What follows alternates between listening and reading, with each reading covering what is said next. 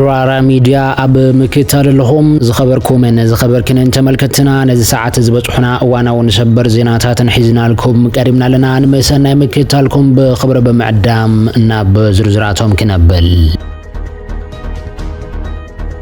ሰበስልጣን ህወሓት ነቲ ንነዊሕ እዋንና ተዳኸመ ዝመጸ ዝምድናን ርክባትን ምስ መንግስት ፌደራል ናብ ንቡር ፖለቲካ ንምምላስ ከም ዝደልዩ መግላጾም ተሓቢሩሎም ኣብ ትግራይ ዳግማይ ኩናት እንተተወሊዑ ነቲ ድሮ ብጥሜትን ስደትን ዝሳቐ ዘሎ ህዝቢ ካልእ ዝኸፈ ሓደጋ ጥራይ ዘይኮነስ ንሙሉእ ኢትዮጵያን ዞባ ቀርኒ ኣፍሪቃን ናብ ዝኸፈ ዕንወት ከሸምሞ ዝብል ስጋት ኣብ ዘለሎ እዋን ኣብ ትግራይ ዝተወልዐ ዕናዊ ኩናት ድማ ንውዕሊ ሰላም ፕሪቶሪያ ሲዒቡ ብዕሊ ካብ ዝዛዘም እንሆ 3 ዓመት ንፍረቓን ሓሊፍዋሎም ሙሉእ ርግኣትን ሰላምን ዛጊዳ ባይታ ከረጋገጥ በዘይ መኻሉ ኣብ ዝቀረባ እዋናት ንማሕበረሰብ ዓለም ዝሓወሰ ሻቅሎትን ስክፍታን መሊሱን ዓበይ ይኸይደላም ኣሜሪካ ተሪር መጠንቀቕታ በመውፃእ ኩሎም ነቲ ተነቃፈ ዝኾነ መስርሕ ሰላም ይዕንቅፉ ዘለው ዝበለቶም ሰበስልጣን ህወሓት እቲ ዘለዎ ጥሪ ካብ ቁጥጥር ወፃኢ ቅድመ ምዃኑን ኣብ ዳግማይ ዕንወት ቅድመ መምርሑን ብህፁፅ ናብ ጠረጴዛ ዘተክምለስ ያፀዊዓ ዘላም እዚ መግለፂ እዚ ዋሽንግተን ሰላም ኢትዮጵያ ተዓናቅፍሎ ኣብ ዝበለቶም ፖለቲከኛታትን ላዕለዎት ሰብ መዝሕ ህወሓትን ናይ ቪዛ ኣገዳ ካብ ተንብር ድሕሪ ሂደት መዓልታት ጥራይ ዝወፀ ብምዃኑ ነቲ ጉዳይ ዝያዳ ፖለቲካዊ ክብደት ሂዎ ከም ዘሎ እዩ ዝነገረሉ ማዕረማዕሪኡ ድማ ኣብ ውሽጢ ትግራይ ዘሎ ፖለቲካዊ ኩነታት ኣዝዩ እናተሓላለኸን ወጥርና ዓሞቐን ይኸይድ ኣብ ዘለሎ እዋን ብፍላይ ድማ ብመንጎ መሪሕነት ህወሓትን እቲ ዕድመ ስልጣኑ ዝተናውሐሉ ግዜያዊ ምሕዳርን ዝተፈጥረ ናይ ስልጣን ቁርቁስ ነቲ ብኩናት ዝደኸመ ህዝቢ ኣብ ተወሳኺ ስጋት ሸሚምዎላ ኣብ ርእሲ እዚ ንኻልእ ሓድሽ ኩናት ወተሃደራዊ ምድላዋት ግፋን ይግበር ምህላው ዘመልክቱ ተደጋገምቲ ክስታት እውን ይስምዑሎም ነዚ እናዓረገ ዝኸይድ ዘሎ ስጋታት ንምህዳእ ዲፕሎማሲያዊ ጻዕርታት እውን ይወስኽ እኳ እንተሎ ብወገን ህወሓት ዝወፁ ወጋዓውያን መግለጽታት ግን ነቶም ዝቐርቡ ክስታት ብሙሉእ ይነጽግዎሎም ነዚ ሲዒቡ ብልክዕ ኣብ ትግራይ እንታይ ዝካየድ ዘሎ ንምንታይ ኣሜሪካ ኣብዚ እዋን እዚ ዝያዳ ዲፕሎማሲያዊ ዘቕጥ ንምግባር ትፍትን ዘላ እቲ ዞባ ብሓቂ ዶ ዳግማይ ብሓደጋ ካልእ ደማዊ ጎንፂ ይወድቕ ይኸውን ዝብል ከበድ ሕቶታት እውን ይብገሱሎም ክልቲኦም ወገናት ማለት እውን መራሕቲ ህወሓትን ሰበስልጣን ብልጽግናን ዝመርሖ መንግስቲ ፌደራል ክስታት ይለዋወጥሉ ኣብ ዘለሎ እዋን እዚ ኣብ ውሽጢ ኢትዮጵያ ስጋት ካብ ምፍጣሩ ተወሳኺ ኣብ ዝከታተሉ ክፋላት ማሕበረሰብ ዓለም እውን ስክፍ ተሓዲሩሎም ፕሬዝደንት ግዛው ምሕዳር ነበር ጌታቸው ረዳን ዳይሬክተር ትካለ ብሄራዊ መረዳእታን ድሕነትን ኢትዮጵያ ዝኾነ ሪድዋን ሁሴንን ዝርከቦም ላዕለዎት ሰብ መዚ ኢትዮጵያ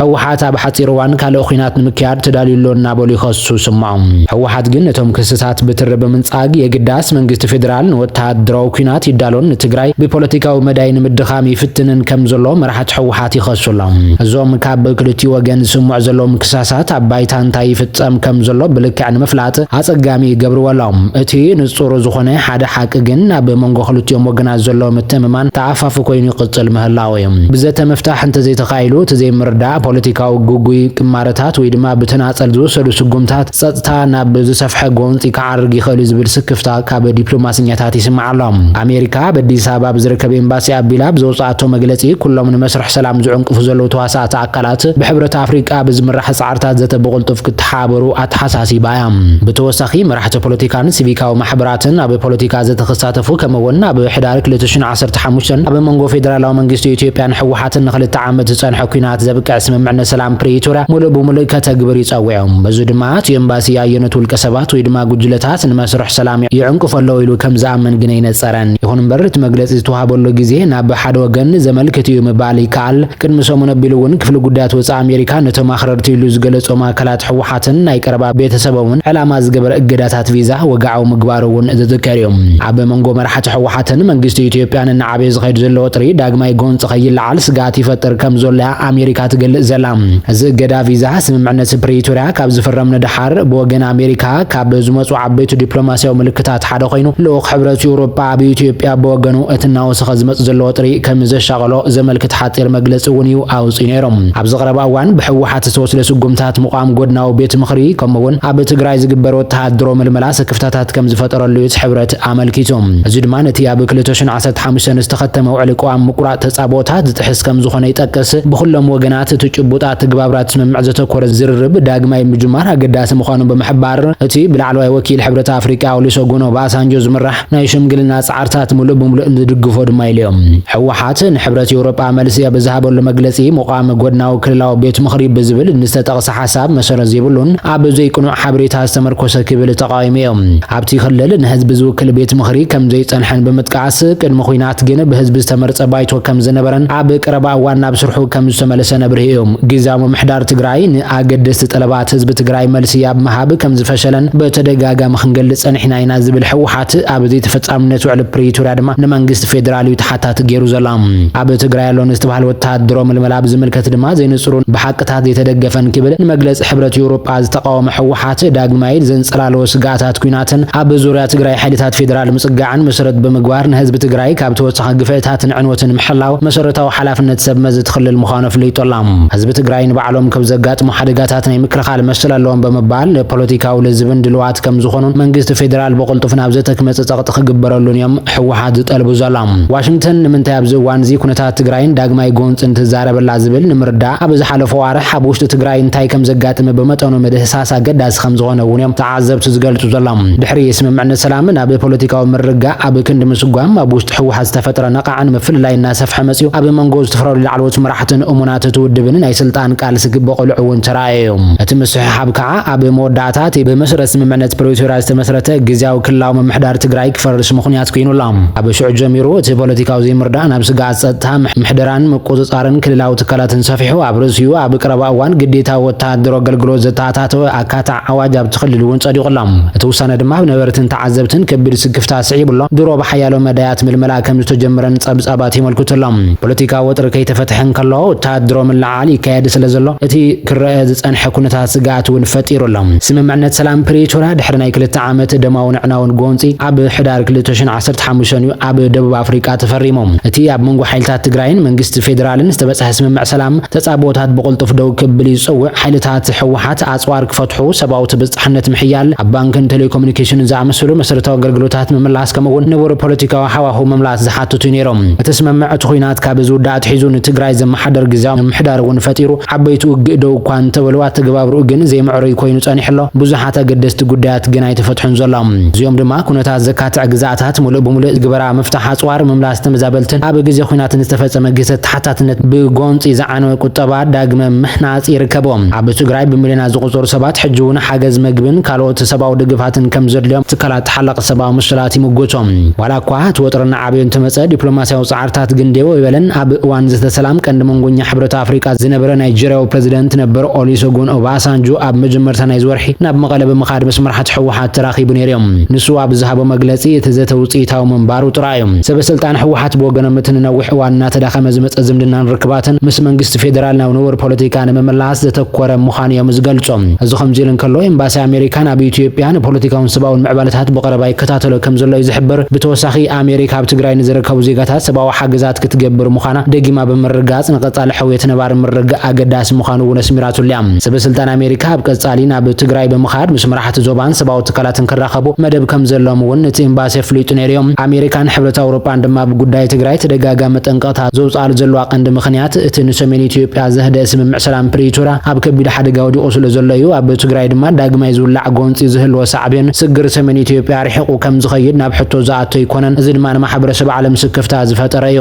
ስምምዕነት ሰላም ፕሪቶርያ ሙሉእ ብምሉእ ኣይተተግበረን ሓያሎ ጉዳያትን መንነትን ተመዛበልትን እውን ከይተፈትሐ ብወገን ሕወሓት ነባር ባይቶና ብምምላስ ወተሃደራዊ ግፋን ስጉምታትን ይውሰደሎ ብወገን ፌደራላዊ መንግስቲ ዝግበር ዘሎ ድማ ኣብ ከባቢ ዶባት ትግራይ ወተሃደራዊ ምልዓላት ናይ ድሮን ሽፋንን ከምኡውን ትዕዝብትን እዩ ዝግበር ዘሎ ዞባዊ ሰብኣውን ጸጥታውን ቅልውላው ዞባ ቀርኒ ኣፍሪቃ በሰንኪ ኩናት ሱዳን ዘይርግእ ኩነታት ሶማልያን ካልእ ኣብ ጫፍ ከቢድ ሓደጋ እዩ ዘሎ ኣብ ትግራይ ዳግማይ ኩናት እንተተወሊዑ ነቲ ድሮ ብጥሜትን ስደትን ዝሳቀ ዘሎ ህዝቢ ካልእ ዝኸፍእ ሓደጋ ጥራይ ዘይኮነስ ንሙሉእ ኢትዮጵያን ዞባ ቀርኒ ኣፍሪቃን ናብ ዝኸፍእ ዕንወት ከሸሞ ዝብል ስጋት እውን እዩ ኣበጊሱ ዘሎ ብሓጺሩ እዚ ናይ ኣሜሪካን ሕብረት ኣውሮጳን መጠንቀቕታ ናይ ቪዛ እገዳታትን ኩሎም ፖለቲካውያን ሓይልታት ካብቲ ናብ ኩናት ዘምርሕ ዘሎ ጎስጓስ ተቐጢቦም ፍልልያቶም ብህፁፅ ብጠረጴዛ ዝተነኸፈትሕዎ ዝግበር ዘሎ ሓያል ዲፕሎማስያዊ ጸቕጢ ከም ዝኾነ እዩ ዝንገረሉ ዘሎ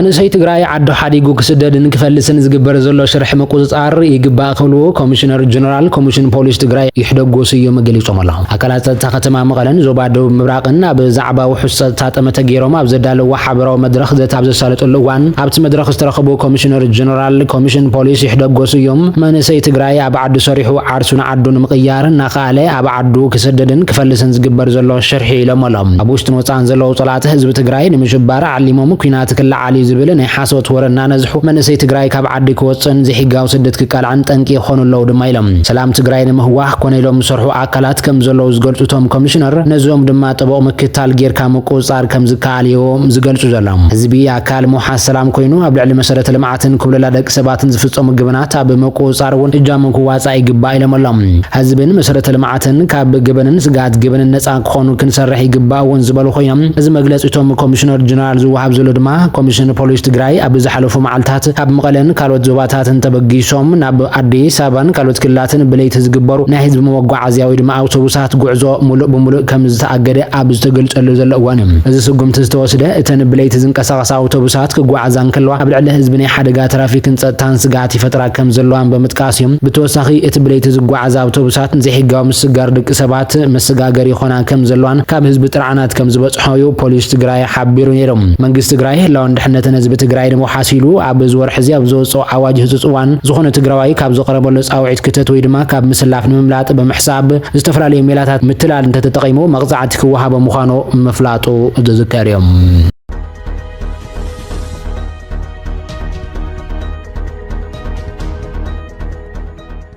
ኣብሬተና ቅጽለሎ ዝኸበርኩም ተመልክትና ኣብ ዝቐረባ መዓልታት ብሕጊ ኣብ ዝተኸልከለ ዝተባሃለ ቦታ ብዘይሕጋዊ መንገዲ ወርቂ ንምእራይ ኣብ ዝፈተኑ 6 መናእሰይ መሬት ተደርሚሱ ህይወት 2 መናእሰይ ከም ዝተቐጠፈ ምምሕዳር ከተማ ዓብዪ ዓዲ ኣፍሊጡ ኣሎ። ኣብ ከተማ ዓብዪ ዓዲ ኣባ ጊባብ ዝበሃል ብሕጊ ዝተኸልከለ ቦታ ብዘይሕጋዊ መንገዲ ጸልማት ጉልባብ ብምግባር ወርቂ ንምእራይ ካብ ዝፈተኑ 6 ሰባት መሬት ብምድርማሱ እቶም 2 መናእሰይ ከም ዝሞቱን እቶም 4 ንስክላ ብህይወት ተሪፎም እዮም። እቲ ሓደጋ ፍጻመ ዘሕዝን ምዃኑ ድማ ከንቲባ ከተማ ዓብዪ ዓዲ ተተኽላይ ተስፋይ መሓቢሮም ዘሎም። ኣብታ ከተማ ዘሎም መሬት ማዕድን ክእርየሉ ብመምርሒ ኩልኩል ምዃኑ ዝገልጹ ኣይተ ተኽላይ ብፍላይ ሕዚ ምስ ክራማት ተዛሚዱ ወርቂ ንምእራይ ዝወፍሩ መናእሰይ ካብ ዝፍጠር ሓደጋ ዓርሶም ክሕልው ይግባእ ክብሉ እዮም ተሓሳሲቦም ዘሎም። እቶም ኣብቶም መናእሰይ ዘጋጥማ አንደበታዊ ሞት ተበሊዝካ ፖለቲካዊ መልክዕ ንምትሓዝ ምፍታን ድማ ኣብ ትዕዝብቲ ዘውድቕ ክሱር መንገዲ እዩ ክብሉ እዮም ገሊጾም ዘሎም። ነበርቲ እቶም ግዳያት ብግዶም እቶም ሓደጋ ሞት ዘጋጥሞም 2 መናእሰይ ናይ ቀረባ ቤተሰብ ምዃኖም ብምሕባር ብጸልማት ወርቂ ንኻርዩ ኣብ ዝፈተኑሉ እዋን ዝናብ ዘኒቡ ብምንባሩ ሓደጋ ምድርማስ መሬት ብምግጣሙ ህይወቶም ክሓልፍ ምኽኣሉ መረጋጾም እዮም ሓቢሮም ዘሎም።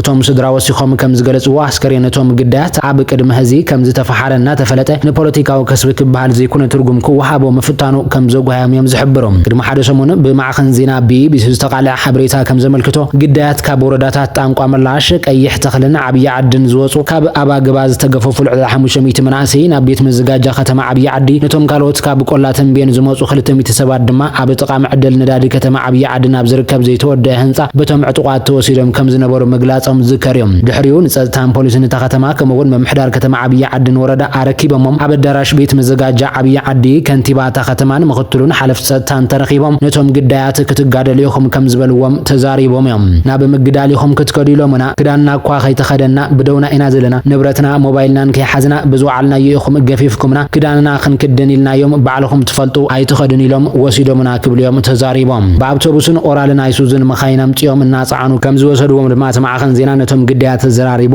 ኣብ ዘውፅኦ ሓበሬታ ተመልኪቱ ዘሎ። ምክትል ኣዛዚ ኣርምሱሳ ኮነሬል ዘልኡል ማቴዎስ እውን ኣብ ዝሃቦ ምላሽ ናሃቶ ኣርሚ ኣብ ኣባግባ ተዋፊሩ ስጉምቲ ከም ዝወሰደ እውን ኣሚኑ እዮም። ኣብቲ ከባቢ ናይ ማዕድን ውራ ኣሎ ነዚ ኣብኡ ዝነበረ መንእሰይ ኦፕሬሽን ጌርና በቲና የና ኢሉ እኳ እንተነበረ ድሕሪ ግን ኣብቲ ቦታ ሞት እዩ ኣጋጢሙ ዘሎ። ኣብ ሮባ ኻዛን እንዳ ኣባግባን ዝነበረ መንእሰይ ንኻልእ ናይ ፀጥታ ኩነታት ብጣዕሚ ሓደገኛ ስለ ዝነበረ ስጉምቲ ወሲድና ኢና በቲናዮ ድማ ኢሎም። ኣብ መንጎ ማይ ቅንጣልን ዕዳጋ ዓርብና ብዝርከብ ወታደሮ ማዓስከር መናእሰይ ኣይወሰድኩምን ዝብል ሕቶ ዝቐረበሉ ኮነሬል ግደፎንዶ ንሱ ከምዚ ዓይነት ካርታ የድልን ንስኹም እንታይ ኣትይኩም ብዛዕባ ካርታ እኮ ኣየድልየኩምን ንሱ ጂፒኤስ ሒዝኩም ራእይዎ ዝፈልጦ ነገር የለን ክብል ምቁንጻቡ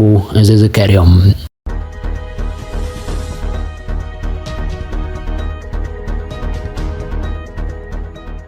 ፕሬዚደንት ደቡብ አፍሪካ ወና በዋናው ኩነታት ሀገረ መልኪቱ መጠንቀቅ ተሐሊፎም ፕሬዚደንት ሲሪል ራማፎዛ ሕጋው ሰነድ ዘይብሎም ወጻተኛታት ካብ ደቡብ አፍሪካ ክወጹ ካብ ዝተወሰነሉ ዘይወግዓው ገደብ ጊዜ ቅድመ ሓደ መዓልቲ ብዝሕለፎ መልእኽቲ እቶም አንጻር ስደተኛታት ሰልፍ ክገብሩ ዝሓስቡ ዘለው ሰባት ብዘይ ምድፍፋእ መፈረራሕ ናይ መወዳእታ መጠንቀቕታ ክንቀሳቀሱ ከም ዘሎም የጠንቅቑ ዘሎም ኣብ ዝሓለፈ ሰሙናት ብኣሽሓት ዝቑጠሩ ዜጋታት ካልኦት ሃገራት አፍሪካ ጎንፅን ዓመፅን ብምስጋእ ካብቲ ሃገር ወፂኦም እዮም ሓደ ሕጋው ሰነድ ዘይብሉ ማላዊ ዜጋ ኣብዛሃባ حبريت هذا نبعدي بمملاسي حق سكان تخنكو توم 14 دقيقة حديقة بمخاديجن لبي تسيري لهم كابز حلف وارحات حيزو تقاومتات النحية لابز خلال زلوان رامافوزا نتوم سلفنياتات بسلام ومنقدن بحلافنة كنكسقاسو بتدقاقا مكيم عد سنحيو بتوسخونا بحق سدتياتات من محاشات كجبر كم زدليو تقبل وظلم عبتي شمناو ناي صحف ملوختون زيغاتات هاغرو كم زحبرو دما قال يوم عبد بافريكا زنبرو تاتنياتات زيغاتات بحقاو منقديوم زلو زياتهم يشرحو يمهارو سدرابيتي مسروتو أب كتبانا وفري جبرو كمون أب حبر السمنة أوتوا أبركتوي جبريهم نساتمون بحقتاتنا نقوامنا عقبانا مركب مسل علوم كبريو تزاري بظلام قتلوا دما أتناي مقوام مسل حسب كان مجلات ناس أنتن خلوا السبات نمدفع نفر رحوي دما تجبرات عنوتنا عمز نختصات في مسل عيه بني كبريو صحيف ظلام بمسرة وقعوا أهازات دما أب جنوب أفريقيا على 3 مليون حقة وسند زلوم وصاتنيات اللام كلمة جدب جزء مبسحو بعش حز غطر وسدينات ندحنتهم بمسجا نحيا لسومناتها بجزياون معسكرات كوينم قدام كساب زارك صبي صاني حميم حدا كابت زعبي تقاومتا زريا لكتما دربان سب سلطانه مسغاغر معسكر نمصراي ابز قدادملو زلو وان مبزحتيوم زغاتات ملاو ዝነብሩሎም ድንኳናት እውን ይፈራርሱሎም ሕብርታት ዘለዎም ሳሮን ጎይድማ ባህላው ዓለባ ዝተኸድና አንስቲ ኣብ ልዕሊ ንብረተን ተቐሚጠን ናብ ሃገረን ማላውን መምላስ ናብ ተወስድ አውቶቡስ ንምስቃል ተሰሪዐን ይጽበያ ነይረን ኔልሰን ሞዌቤ ዝተባሃለ ሰባይ ድማ ኣብ ማላውን ትርከብ ስድራ ቤቱ ንምሕጋዝ ስራሕ ድልዩ ናብ ደቡብ አፍሪካ ከም ዝመፀን በመግላጽ ግን ድማ ጸገማት ይገጥመናሎ ሕጋው ሰነድ ስለዘይብልኩም ናብ ዓድኹም ተመለሱ ይብሉና አለው ክብል ተዛሪበዮም ሰበስልጣን ድማ ነቶም አዳለውት ናይ ተሰልፊ ዓመጽ ከይፍጠር ንክከላኸሉ ጠንቅቆም አለው ይኹን እምበር ንዝኾነ ከጋጥም ዝኽእል ዕግርግር ድልዋት ምዃኖም እውን ሓቢሮም አለው ፖሊስ ባህላዊ ጸዋር መሓዝ ተኸልከለ ምዃኑ ገሊጹሎ እዚ ድማ ኣብ መንጎ ሰልፈኛታትን ፖሊስን ወጥር ክፈጥር ይኽእል እዩ ምኽንያቱ መብዛሕትኦም እቶም ሰልፈኛታት ኣባላት ብሄረሰብ ዙሉ ኮይኖም ናብ ሰላማዊ ሰልፊ ክኸዱ እንከሎ ወትሩ ዋልታታቶምን በትርታቶምን ሒዞም እዮም ዝወጹ በመሰረት መንግስት ዝሃቦ ሓበሬታ ድማ ኣብ መጀመርታ ናይ ዛዕመት ማዕበላት ተቃውሞ ካብ ጅምረት ሒዙ ልዕሊ 12,000 ስደተኛታት ተሰጉጎም ወይ ድማ ናብ ሃገሮም ተመሊሶም ኣሎም ሃገራት ጋና ማላዊ ሞዛምቢክ ናይጄሪያን ዚምባብዌን ኣብ ዝሓለፉ ሰሙናት በአየርና አውቶቡስን ዜጋታትን ናብ ዓዶም ንምምላስ ባይታታት ከጣጣሓ ጸኒሕን ኣለዋ በመሰረት እዚ ድማ 3500 ዝኾኑ ወጻተኛታት ብገዛ ፍቃዶም ካብቲ ሃገር መውጾም እዮም ተመዝጊቦም ዘሎም ዝኸበርክን ተመልከትና ሓበሬታታት ሰዓት ዞም ክትከታተልዎም ጽናሕኹ ይመስሉ ነይሮም ራራ ሚድያ ክትከታተሉ ድማ ብኽብሪ ንዕድመኩም ሰላም በብዘለኹም መናዓኹም ይኹን